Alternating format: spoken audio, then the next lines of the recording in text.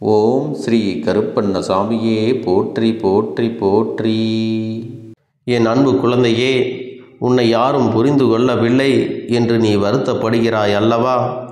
என் செல்லமே, உன்னுடைய மன உணர்வுகளை உணர்ந்து கொண்டுதான் உன் அப்பன் இப்பொழுது உன்னோடு பேச வந்திருக்கிறேன்.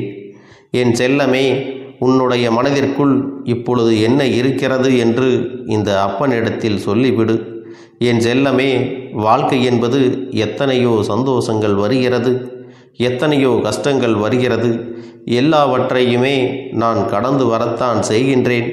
சந்தோஷமாக இருக்கின்ற நேரத்தில் கூட சில நேரங்களில் என்னுடைய மனதிற்குள் ஒரு வெறுப்பு வந்து விடுகிறது. அந்த வெறுப்பிற்கு காரணம் என்னதான் நாம் வாழ்க்கையில் இருந்தாலும் நமக்கு மிக பிடித்த உறவு நம் அருகில் இல்லை என்பதுதான் அந்த வெறுப்பு.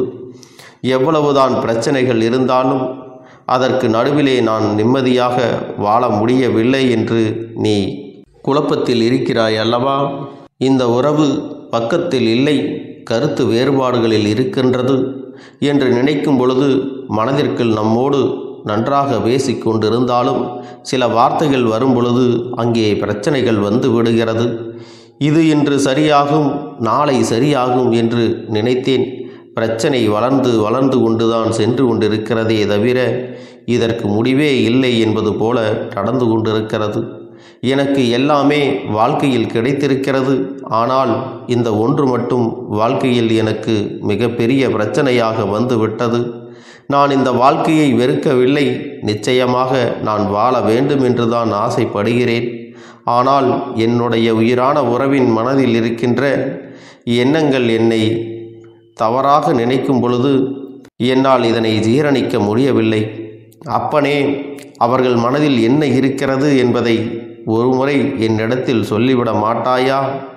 எனக்கு அது தெரிந்துவிட்டால் சற்று என்னுடைய மனதிற்கு ஆறுதலாக இருக்கும். நல்லதாக இருந்தாலும் சரி, கெட்டதாக இருந்தாலும் சரி, எதுவாக இருந்தாலும் என்னிடத்தில் உண்மையை மட்டும் சொல்லிவிடு. அப்பனே, நான் உன்னை நம்பித்தான் காத்து கொண்டிருக்கிறேன் என்று என் பிள்ளை நீ மனதிற்குள் நினைத்தாய் அல்லவா?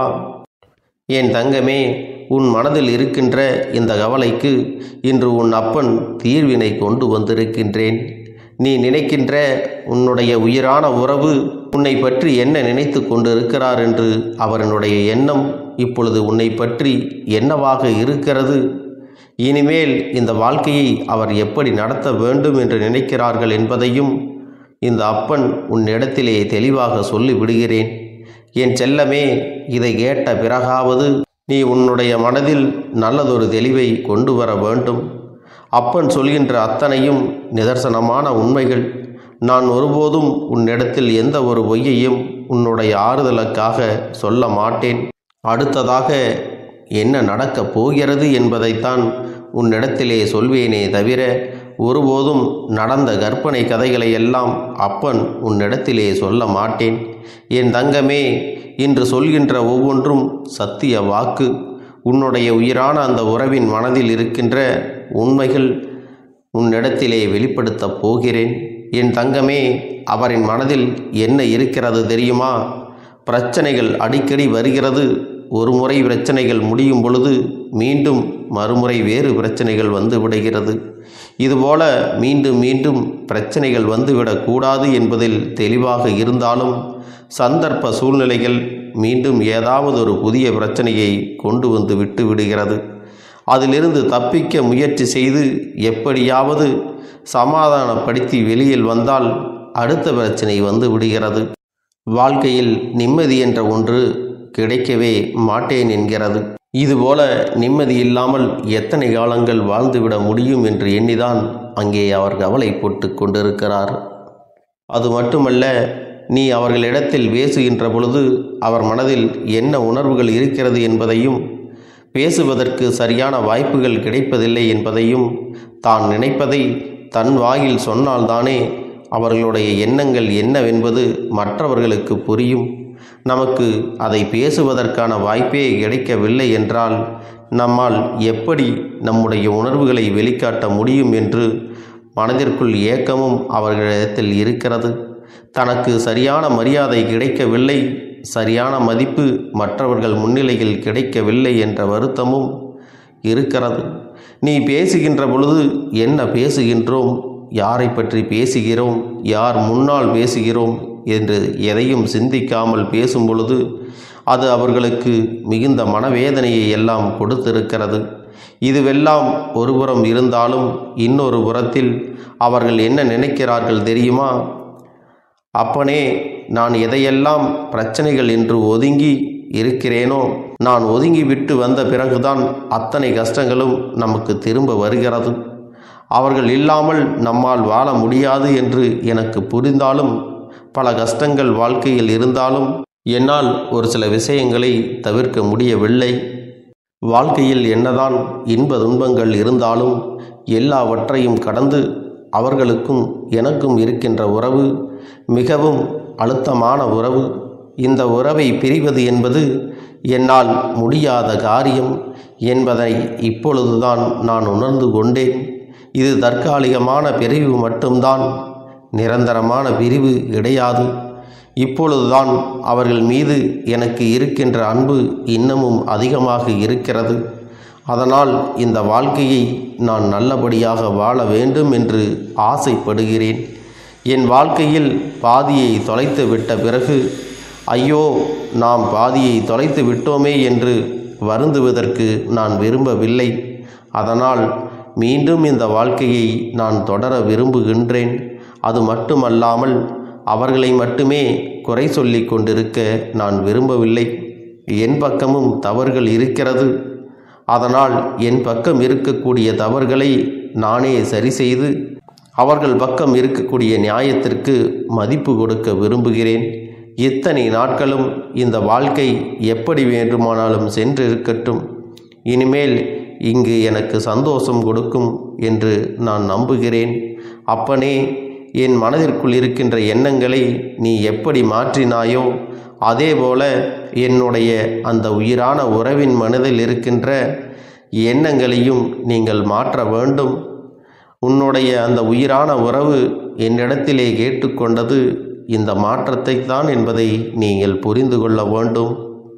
என் செல்லமே, உன் மனதிற்குள் இப்பொழுது என்னென்ன எண்ணங்கள் வந்தது? உனக்குள் சிறிதளவு மாற்றங்கள் வந்தால் இன்று இந்த அப்பனிடத்திலே வந்து சொல்.